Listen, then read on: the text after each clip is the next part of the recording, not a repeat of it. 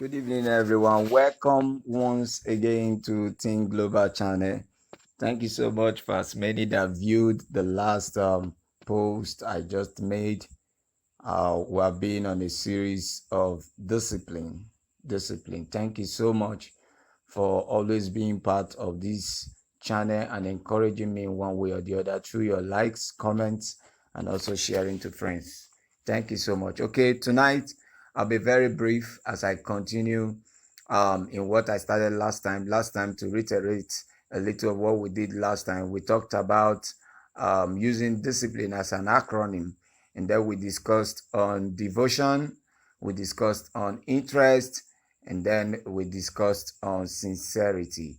Today I'll be discussing on the two kinds of discipline. I know you are really waiting to finish up this word discipline, but for today let me just share this, and I by God's grace will share another video hopefully tomorrow in the morning. But for now, just get this, that there are two kinds of discipline.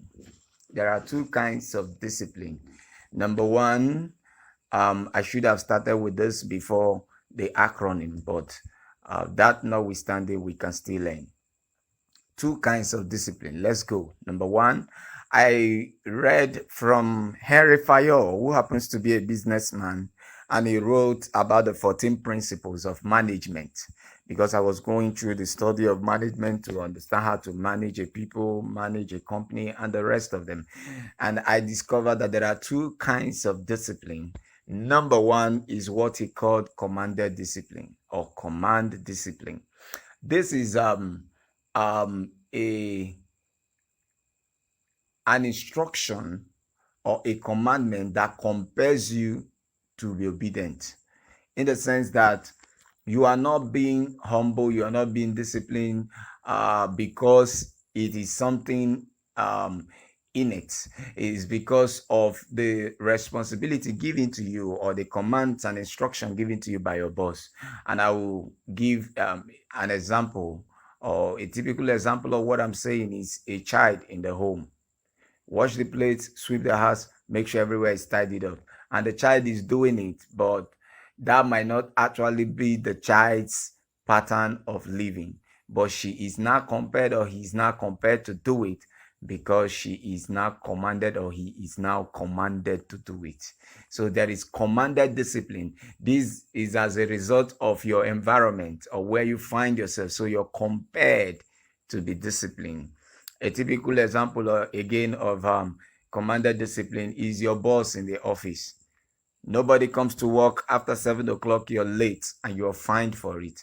Some people wake up very early. Lagos is a very typical example. People wake up very early to go to work because they want to beat the traffic and then make it to work. That's commanded discipline. Now, commanded discipline can translate to what I now call the second kind of discipline, called self-discipline. Those commanded discipline, they are important because they help you to become a better person. But then there is self-discipline. This is the part where I have decided to be disciplined, to be self-controlled, to be humble, to be diligent, devoted, to have interest, and be sincere. This is now a personal drive, not an outward drive. In commanded discipline, it is an outward influence, but in self-discipline, it has to do with a personal, inward, a personal decision. I believe you're so blessed tonight with these two kinds of discipline. You can also apply it to yourself, and God will help you. Okay, very soon I continue with the acronym, and then I will teach on CIP. We have done DIS, now it is CIP. Thank you so much. God bless you for listening. Bye-bye. Remember, it is good to think global, start local. Share to your friends, give your comments, send across to people who need it. Like, and give me more advice on how to be better. Thank you so much.